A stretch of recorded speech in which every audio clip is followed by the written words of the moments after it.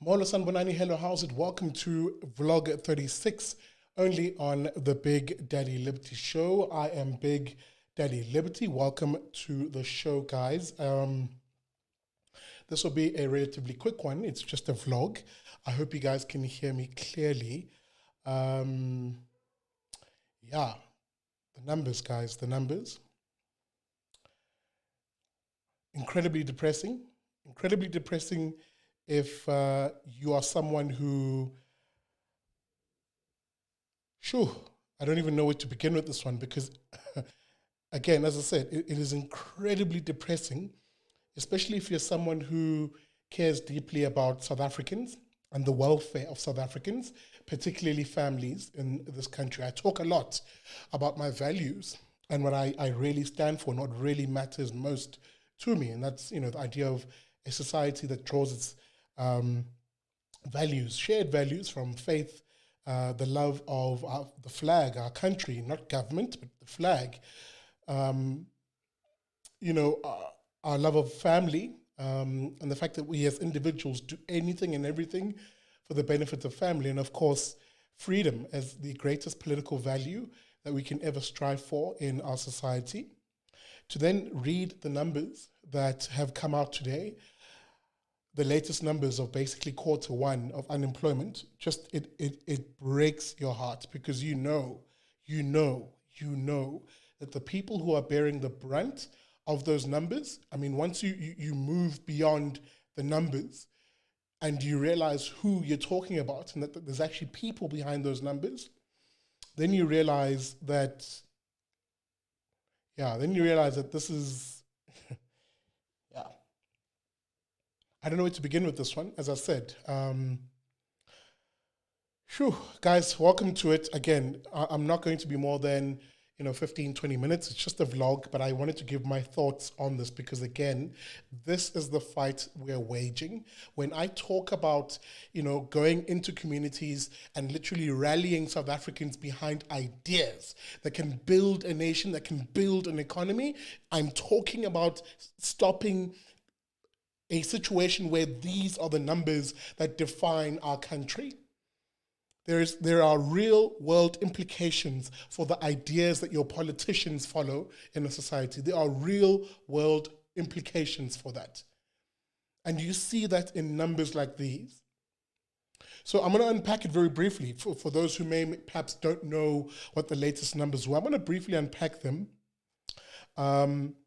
And I'll share with you why I'm getting a little angry because the whole day today, and you'll see it tomorrow on the Big Daddy Liberty Show, but the whole day today I spent it shooting, I spent the whole day filming rather, albeit I wish I was shooting. I spent the whole day filming various street traders, people who make an honest day's living on the street, as informal traders, etc., etc. And they underpinned to me just the difficulty of trading freely in South Africa, how it is the government and the lockdown that has been the greatest impediment to them being able to earn an income to essentially put bread on the table. It isn't COVID-19 that is decimating the economy, it is government and its lockdown. And it comes back to a previous vlog I did where I said 100% of government poverty, 100% of poverty in South Africa is government created. You can track it down to the bad policy decisions that politicians make. For you to understand the, again, 100% of the poverty rate in this country being a result of government and politicians' decisions in this country. And you see it, as I said, in these latest numbers. Where are we with these latest numbers? Well, South African unemployment has ticked up again by 1% and is now at 30.1%. 30.1% of South Africans of a working age are unemployed in this country. But don't let that number obscure the real unemployment rate. When you include the number of people who are basically discouraged from even looking for a job, then the real unemployment rate in South Africa is actually closer to 40%. It's officially now at 39.7%. Take a moment and let that sink in. Nearly 40% of working age South Africans in this country have no means of employment and essentially I would wager an income too. With that being said,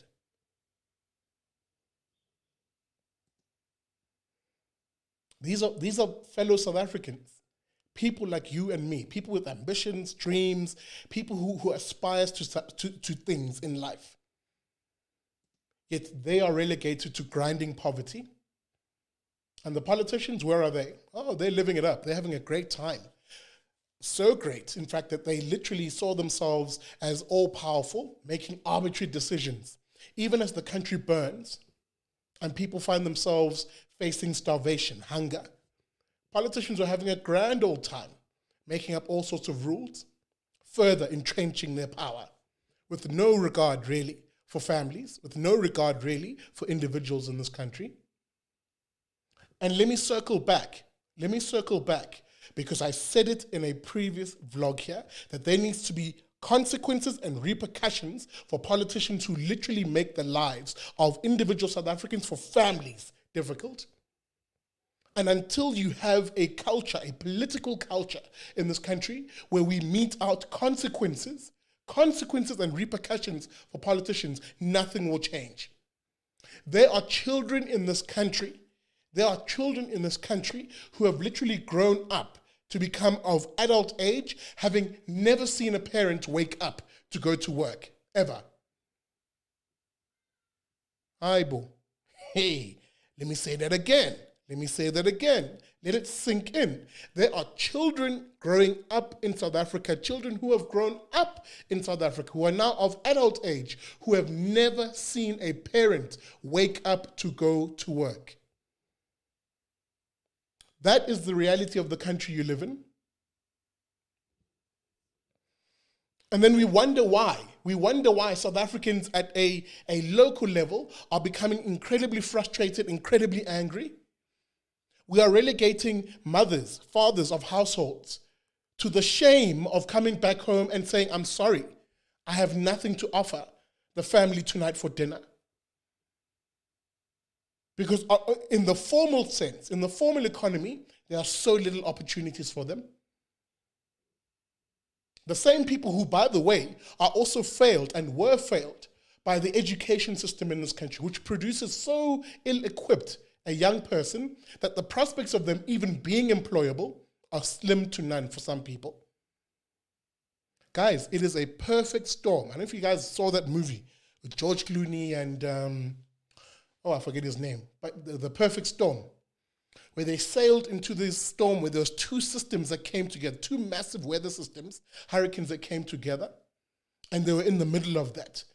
That is where we are right now. And those two hurricanes, if you will, are a complete act of politicians and their decision-making, who then, worse yet, in giving us information, if I can keep with the analogy, in giving us information of how to sail, where to sail, are telling us to sail into the storm.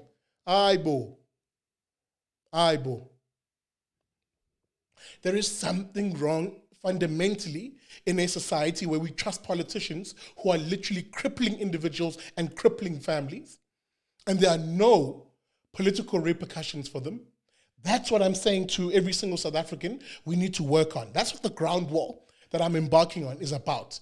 Creating a culture of repercussions and consequences for politicians who so destroy South African families.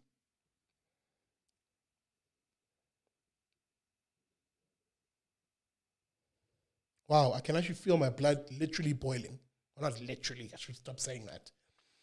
But I can feel my blood boiling because in my mind, I'm racing through the what families look like right now. What's happening as people come home, they sit maybe for dinner, and husbands kiss their wives, honey, I'm home, blah, blah, blah. I spent the day trying to hustle, either looking for work or some form of self-employment, just some way of scratching together and eking out an existence. That's the reality of my South Africa, not a reality which I want of middle-class individuals coming home to, as I like to say, 2 chickens in the pot and a car in every garage. That's not the society we have. And what makes it worse is the ANC has no intention of creating a society like that. They don't want that. And I'll come to that because I'm going to make the argument here. I'm going to make the argument here that this reality of growing unemployment, mass poverty, and people who are on the brink of actual starvation is exactly what the ANC wants. It is firmly in line with their political position and their political doctrine, the socialist doctrine that I always warn you about on the show, of the National Democratic Revolution, which places them as politicians at the helm of society, a society ever increasingly desperately dependent on what politicians and government provide. Not the private sector. The whole idea is to destroy the private sector to thus make people dependent of the state. So the growing unemployment, yes, they'll pay lip service. They'll say, oh, we need to find, they'll talk government. So they'll say things like gobbledygook, like, oh, we need to devise new strategies that enhance the capabilities of blah, blah, blah, blah, blah, blah, blah. All waffle. The reality is they're very happy that this is happening. They're very happy that this is happening. This is literally in sync with what the ANC and their doctrine of the National Democratic Revolution, remember those three words because they're critically important to understanding the political economy of South Africa right now. But let me unpack some of these numbers. Let me unpack some of these numbers because there's some interesting insights here. There's some interesting insights. This is the one that helps me justify my argument that the growing unemployment and the desperation is lockstep with the ANC's plan. Basically, in the 10-year period, sorry, let me just open this up. Give me a moment, guys. Basically, the number of unemployed people in South Africa has increased from 4.6 million people in the first quarter of 2010. So in other words, 10 years ago, in that first quarter, the unemployment number was 4.6 million people. Now compare that to this first quarter, 10 years later. In other words, quarter one of 2020, that screamed up from 4.6 million people to now it being 7.1 million people who find themselves unemployed.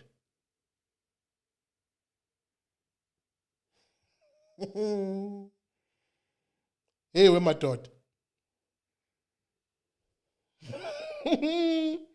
So basically, over 10 years, not only has nothing changed insofar as the proportion of unemployed people, or rather, the fact that there are a mass number of unemployed people, what has changed has been towards the negative of more people being unemployed in this country.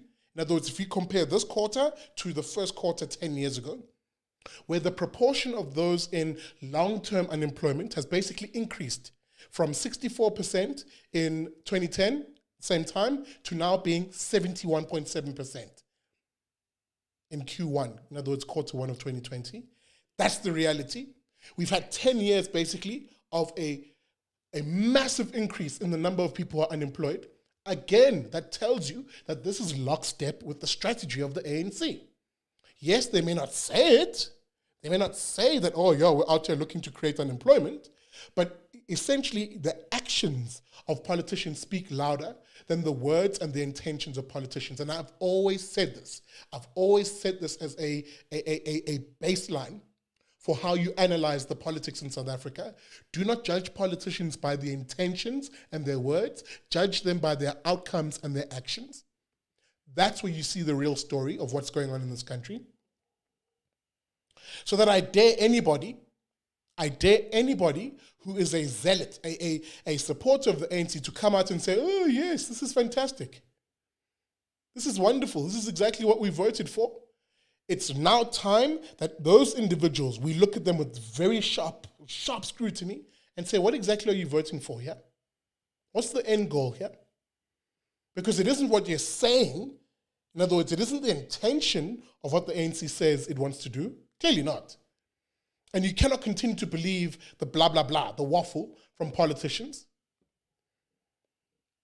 Guys, the trends say it all. The trends are lockstep with the ideology of the ANC.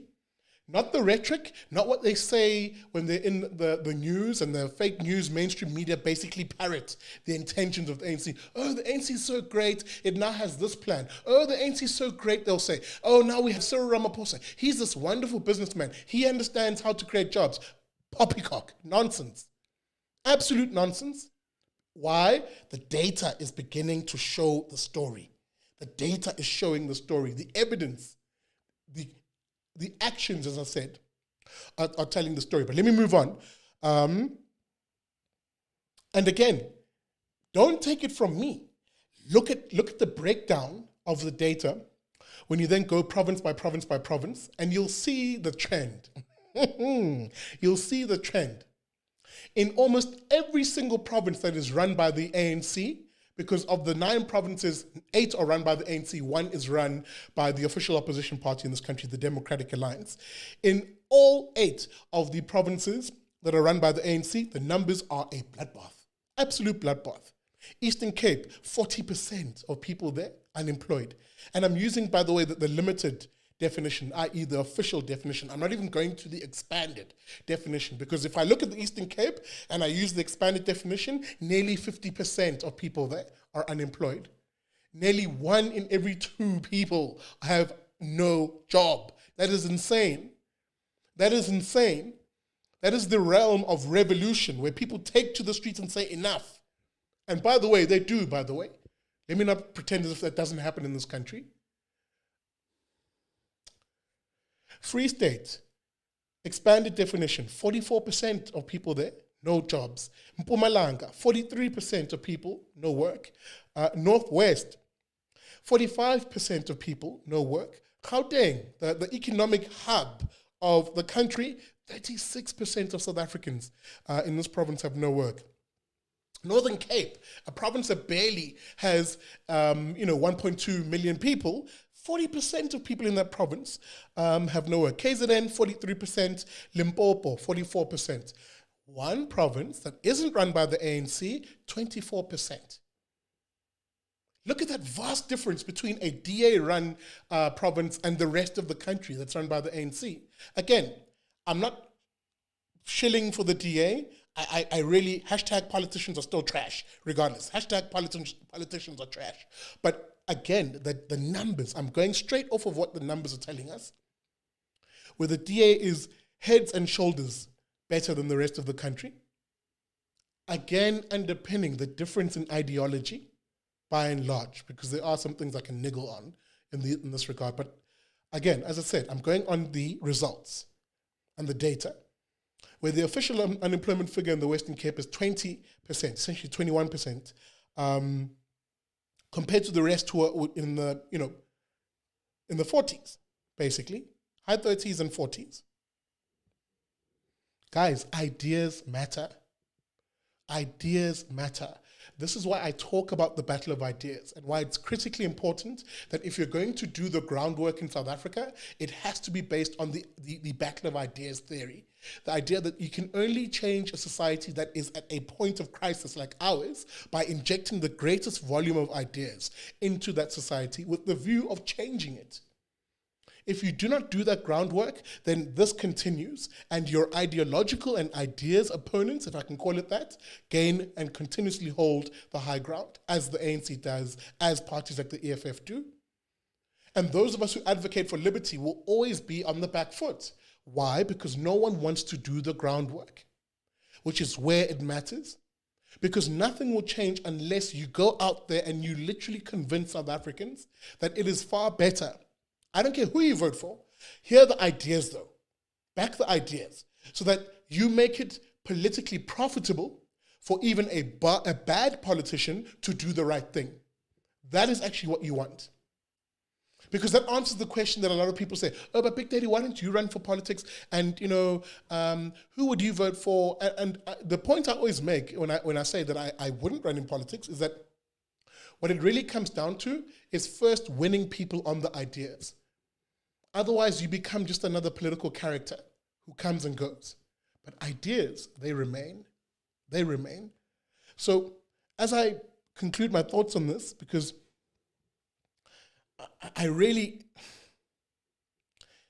yeah, like I'm actually really, really,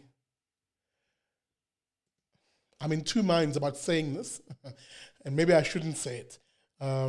Maybe I'll reserve it for tomorrow's show, the Big Daddy Liberty Show. Please tune in at 8 p.m. tomorrow, Central Africa time. Because not only will we have this conversation, but I'll bring you the clips of these mini interviews that I did. I spoke to quite a few stakeholders, and the reality of what they basically say is what's holding them back has nothing to do with COVID-19 and everything to do with government. And I'm putting it to you that after tomorrow's episode, you'll basically see exactly what I'm saying, which is this ANC government has no interest in creating a property-owning, prosperous, freedom-loving, and non-racial society. It has no interest in that.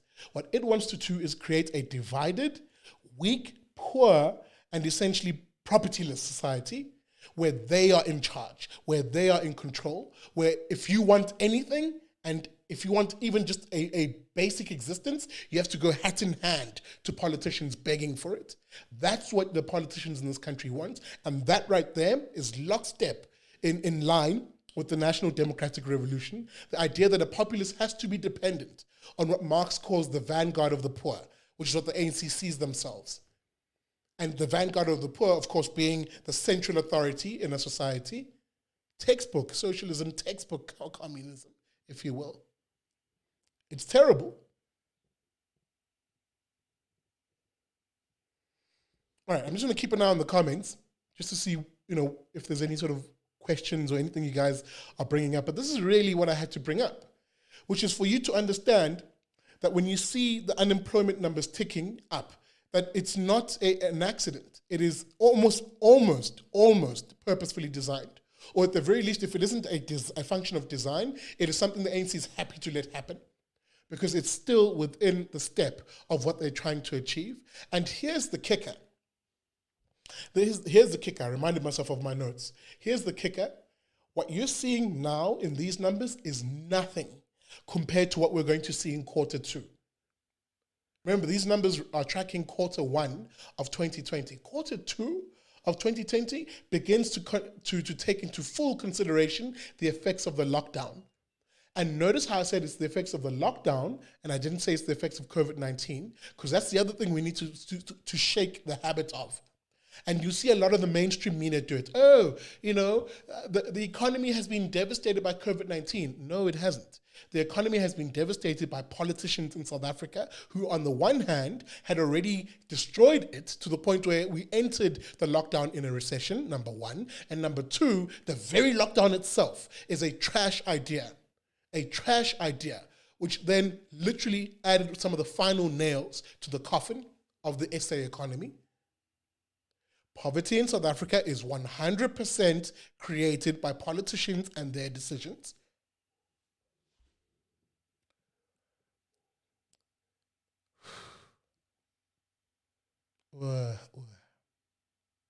Okay, let me end it here. And as I say that, shout out to you, Darius Thurman. Thank you very much. I see the super chat, brother. And your comment is, same in the United States, always got to see Labour. Okay, I didn't quite get that last bit, but it is very similar to what you see in the United States, basically, of certain politicians who are essentially heavily invested in creating a dependency amongst basically poor individuals, and them seeing poor people and the rising number of poor people as a way of entrenching their political power. Because remember, politicians care about two things, and this is where I'll end it. Number one, the acquisition of power. Number two, the retention of power. Service delivery and the improvement of the lot of ordinary people is secondary, if not incidental. That is a cold, hard reality of politicians. And again, mostly politicians on the left. Because I can tell you now, there is no politician on the right in this country, so to speak.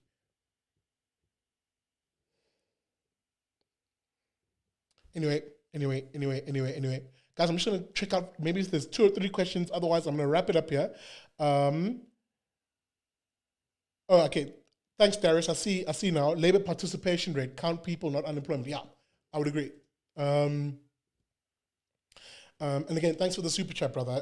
I do see you, and much love to you. I'm seeing some questions here on federalism that are popping up. I'm assuming people are asking, would I be in favor of a federal type society? Absolutely. I've said this before. South Africa is not a natural country. It has been put together by the colonial powers, stitched together during apartheid, almost forcibly, and literally held together haphazardly by the ANC. And to that extent, I would be highly in favor of South Africa becoming a more federal state, where each of the regions and our cultural differences and all of these things become much more respected, if that's the word I'm looking for. Sorry, I couldn't think on top of my head. I got trapped by my own sentence construction. But essentially, the point I'm making is I would love to see a far greater federal South Africa, where there's greater independence for my home province of KZN. There's greater independence for the Western Cape. There's greater independence for places like the Eastern Cape, where government is made as local as possible and as decentralized as possible. Break the power of the state and devolve it down into the hands of individuals, families, and communities, where government is as close to you as possible and as accountable to you as possible, and not the situation we have right now, where someone in the Western Cape, in Cape Town, has to take direction, if you will, from someone who's in Pretoria. That kind of stuff doesn't make sense. It really doesn't. So that liberty really means devolving the power of the state and placing as much of it as possible into the hands of individuals, families, and communities. That becomes the most important level and layer, if you will, of government and our interaction with government.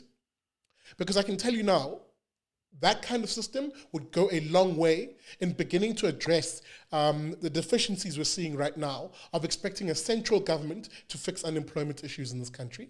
It just will not happen. So that's perhaps where I should end it, by saying this. That same child who I argued has grown up and is now maybe an 18-year-old, having never seen a parent even wake up to go to some form of employment, we are doomed to repeat that, where their children might very well likely never see them having woken up to go to a job.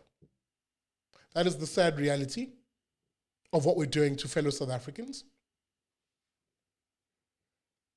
Guys, let me end it here because there is a full Big Daddy Liberty show tomorrow. I've got some interesting footage for you of what I took today, basically speaking to street traders across basically Johannesburg. Specifically, actually, a lady who I think you must listen to, who represents a very large slice of the informal sector in this country, and hear it from them. I want you to hear it from them, the absolute difficulty of basically not only having to fight the lockdown and the asinine regulations, but literally taking the fight to government in this country. And I also speak to some of my friends at SARC, the business organization or the business league, and we talk to them about the fight against a government that literally has in its crosshairs, so to speak, the crippling of South Africans and entrepreneurs and job seekers. So look forward to that. Tomorrow we'll have that conversation, guys, because I can tell you now, small business owners in this country are literally lambs to the slaughter. And we've got to raise the awareness of people so that they understand why everything around them is happening and the ideology behind it. So that we stop supporting politicians who are literally the executioners. Anyway, guys, thanks a lot. Remember, you can support BDL by becoming a Patreon subscriber. It's very easy. The link is in the description. I will see you guys tomorrow at 8 p.m. for the Big Daddy Liberty Show. Do not miss it. And with that being said, as I always end the show, I can see a little bit of the preemption of it on here. Guys, as always, never trust a commie.